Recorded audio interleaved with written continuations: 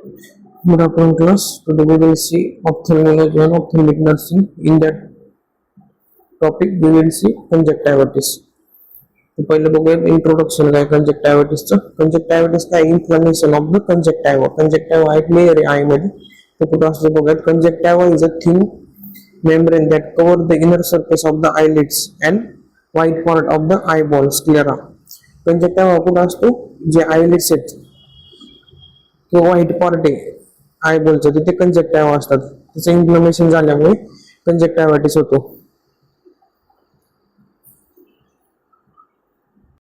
Inflammation of the conjunctiva is called conjunctivitis, which makes the white of the eye part appears to red. Conjunctivitis मध्ये काय होते? Inflammation जो white part आहे कंजक्टिव्हाचा तो कशामध्ये appear होतो? रेड मध्ये अपेअर होतो. When a small blood vessel in the conjunctiva become inflamed and more visible, it is white cause of the white of the eyes to appear the reddish or pinkish is called as a pink eye. जे blood vessel आहे small blood vessel आहेत कंजक्टिव्हा मध्ये ते इन्फ्लेमेटेड होतात म्हणजे तिथे inflammation होतं आणि ते काय होतं मोर विजिबल होतात. त्याच्यामुळे जो व्हाईट पार्ट आहे आईचा तो रेडिश किंवा पिंकिश होतो. त्याच कंडिशनला बोलतात पिंक आईज. तर अशा पद्धतीने आपल्याला कंजक्टिव्हा पेशंट मध्ये बघायला भेटतो. हे नॉर्मल आईज आहे आणि हे इन्फ्लेमेटेड किंवा कंजक्टिव्हायटिस आईज आहेत.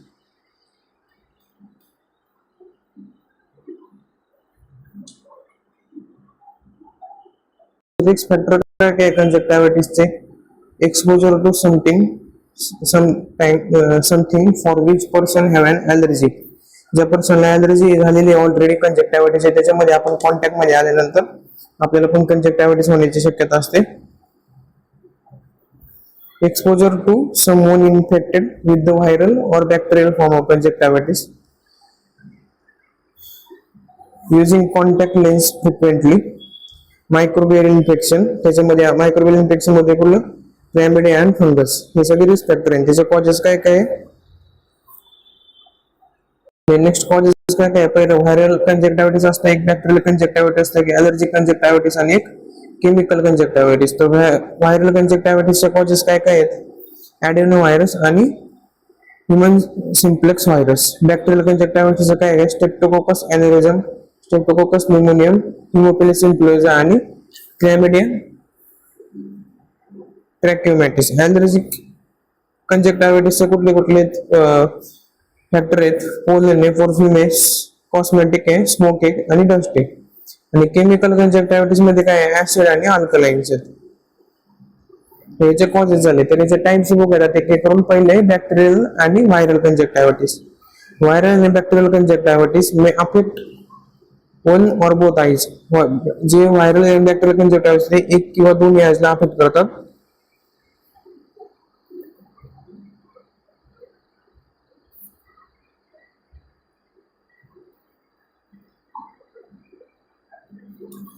The viral conjunctivitis usually produce watery discharge. ज्यावेळेस पेशंटला व्हायरल कंजक्टिव्हिटिस होते त्यावेळेस पेशंटच्या आईज मधून वॉटरी डिस्चार्ज बाहेर पडतो आणि ज्यावेळेस बॅक्टेरियल कंजक्टिव्हिटिस होतं त्यावेळेस पेशंटच्या आईज मधून थिक अमाऊंट मध्ये येलो ग्रीन कलरचं डिस्चार्ज बाहेर पडते. हे दोन लक्षात ठेवायचे. ज्यांच्या मधून वॉटरी कलर डिस्चार्ज बाहेर पडतो त्यांना व्हायरल कंजक्टिव्हिटिस झालेला असतो आणि ज्यांच्या मधून येलो ग्रीन कलरचा डिस्चार्ज झालेला असतो त्यामध्ये बॅक्टेरियल कंजक्टिव्हिटिस असतो. Then both viral and bacterial conjunctivitis can be associated with colds or with symptoms of respiratory infection such as sore throat.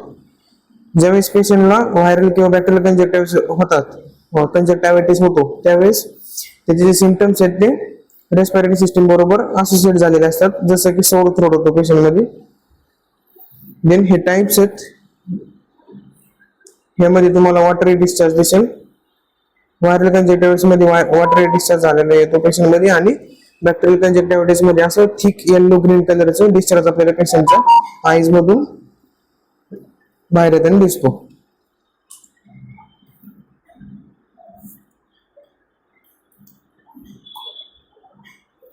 Both viral and bacterial conjunctivitis are very contagious.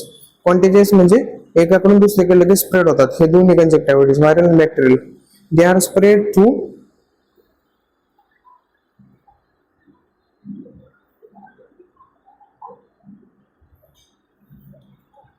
direct or indirect contact with eyes secretion of the someone who is infected. Viral आणि bacterial कंजक्टिव्हिटीस हे कॉन्टॅक्टनी directly किंवा indirectly spread होतात.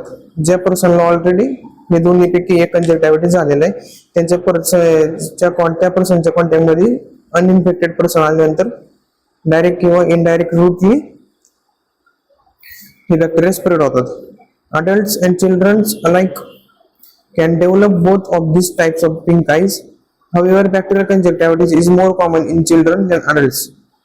Adult आणि children मध्ये हे आपल्याला दोन्ही प्रकारचे कंजक्टिव्हिटीस बघायला भेटतात, पिंक आईज बघायला भेटतात.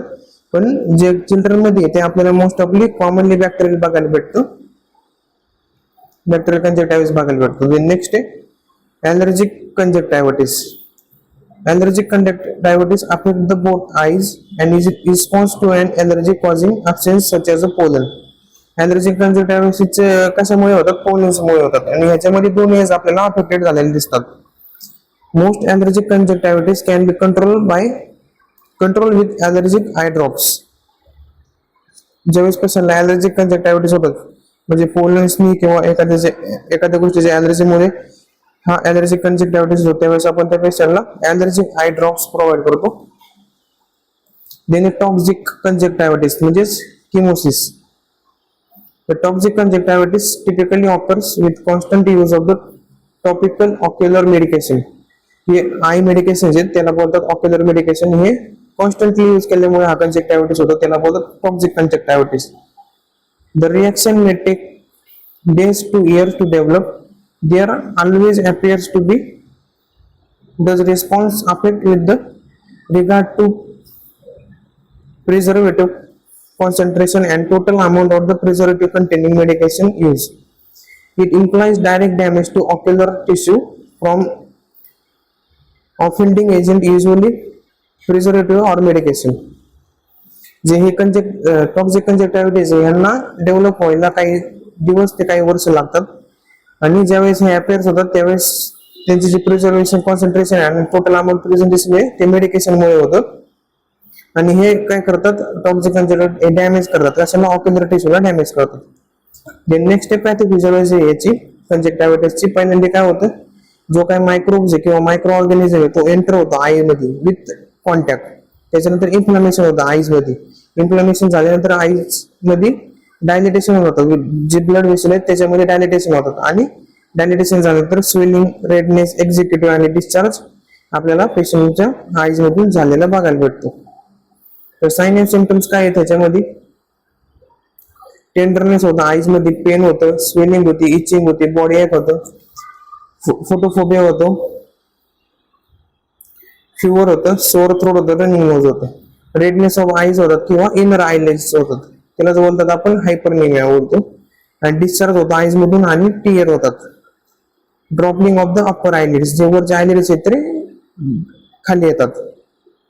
तर याचे साइन अँड सिम्पटम्स आहेत. नेक्स्ट डायग्नोस्टिक टेस्ट आपण काय करणार आहे पेशंट मध्ये? कंजक्टिव्हिटीसच्या पेशंट मध्ये history collection, physical examination must आहे, कल्चर सिक्रेशन करणार, कंजक्टिव्हिटीस इन्सिजन बायोप्सी करणार, कंजक्टल स्कार्प्स ऑफ क्रायटोलॉजी हे आपण खूप रेअरली करतो. ह्याच्यामध्ये काय करतो आपण, जे क्लॅमिडिया आणि फंगल इन्फेक्शन आहे त्याला डिटेक्टिंग करण्याचं काम करतो. हे सगळे होते डायग्नोस्टिक टेस्ट. तर याची ट्रीटमेंट कशी आहे? The management of conjunctivitis depends on the type. कुठल्या टाइपचे आहे, व्हायरल आहे, बॅक्टेरियल आहे, टॉक्सिक आहे, काय ॲलर्जिक आहे, त्या टाइपवरती त्याची ट्रीटमेंट डिपेंड आहे.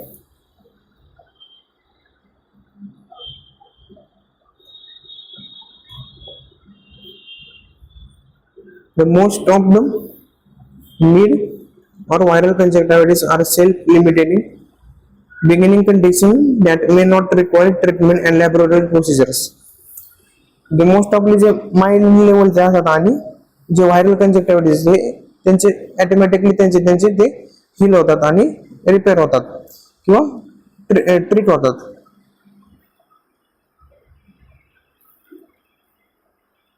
पण ज्यावेळेस कंजक्टिव्हिटीस होते त्याच्या सुरुवातीच्या काळात कुठल्या पण लॅबोरेटरी टेस्टची किंवा ट्रीटमेंटची गरज लागत नाही.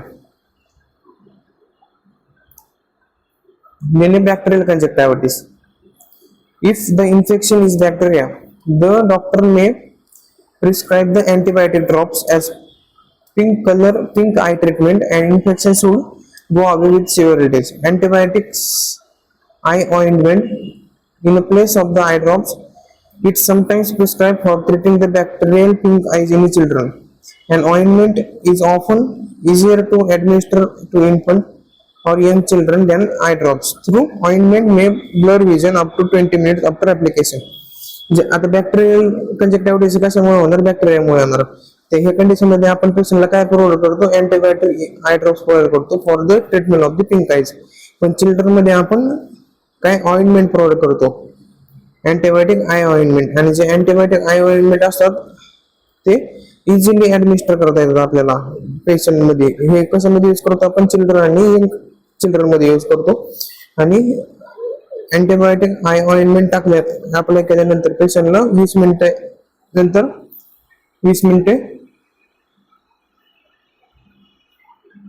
ब्लर विजन दिसते.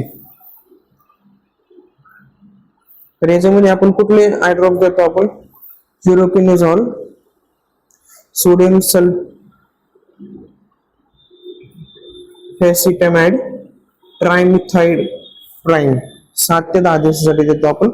द मोस्ट ऑफली आपण फ्युरोकिनोझॉल यूज करतो आपण. देन व्हायरल कंजक्टिव्हिटीस साठी आपण जे अँटीव्हायरल आय ड्रॉप्स आहेत ते प्रोव्हाइड करतो. ॲलर्जिक कंजक्टिव्हिटीस साठी आपण अँटीहिस्टामिनिक ड्रग किंवा आय ड्रॉप्स किंवा steroids, anti inflammatory drops provide करतो पेशंटला.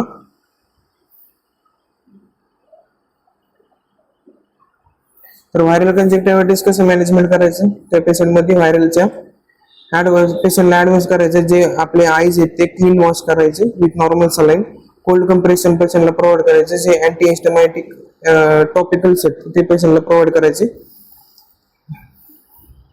अँटीबायोटिक्स पेशंटला टाइम टू टाइम घ्यायला लावायचे. सिव्हिअर इन्फ्लेमेशन असेल त्यावेळेस the presence of subepithelial infiltrate, presence of membranes and pseudo membranes, necessity to short course of topical steroids, हे medication पेशंटला घ्यायला लावायचे इन व्हायरल कंजक्टिव्हिटीस.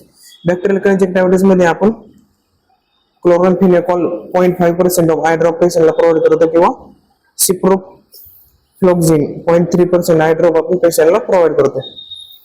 ॲलर्जिक कंजक्टिव्हिटीस मध्ये आपण काय करतो, कोल्ड कंप्रेशन आणि ऑक्युलर लुब्रिकंट्स पेशंटला प्रोव्हाइड करतो. टॉपिकल सिस्टमिक अँटीहिस्टामाइन पेशंटला प्रोव्हाइड करतो. Non steroid anti inflammatory drug NSAID बोलतात त्याला, non steroid anti inflammatory drugs पेशंटला प्रोव्हाइड करतो. स्टेरॉइड इन शॉर्ट कोर्सेस म्हणजे शॉर्ट डोस मध्ये किंवा शॉर्ट ड्युरेशन मध्ये प्रोव्हाइड करतो. केमिकल मध्ये काय करतो आपण, जे लुब्रिकंट ऑइंटमेंट आहेत त्याला स्मूथिंग करतो. आणि जे माइल्ड टॉपिकल अँटीबायोटिक्स आहेत जसं की क्लोराम्फेनिकॉल हे प्रिव्हेंट करतो सेकंडरी बॅक्टेरियल इन्फेक्शन पासून.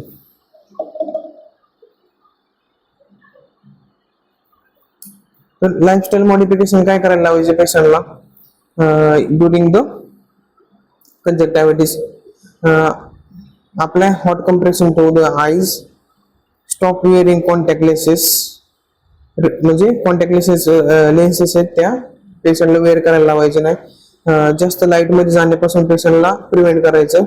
म्हणजे पेशंटला सारखं आईजला रब करण्यापासून प्रिव्हेंट करायचं.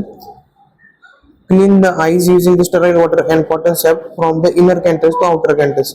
आतल्या कॅन्टस पासून तर बाहेरच्या कॅन्टस पर्यंत पेशंटला आपले आईज क्लीन करायला लावायचे. Use of use of dark glasses as advise in presence of photophobia. ज्यावेळेस पेशंटला फोटोफोबिया झालेला असेल, म्हणजे फोटो बघण्यापासून किंवा फोटो काढण्यापासून फोबिया भीती वाटत असेल, त्यावेळेस पेशंटला आपण डार्क सनग्लासेस वेअर करायला सांगतो. तर प्रिव्हेन्शन कसं घ्यायचं, don't touch your eyes with your hands, wash your hands, use clean towel and wash cloth daily, don't share towels और wash cloth, change pillow cover, don't use eyes cosmetic, do not share eye cosmetic and personal care items. तर ह्या सगळ्या things आपण prevent केल्यानंतर किंवा ह्यांच्यावरती आपण prevention आणल्यानंतर आपल्याला कंजक्टायव्हिटिस होण्यापासून आपण वाचू शकतो. तर हे होतं सगळं कंजक्टायव्हिटिस. थँक्यू.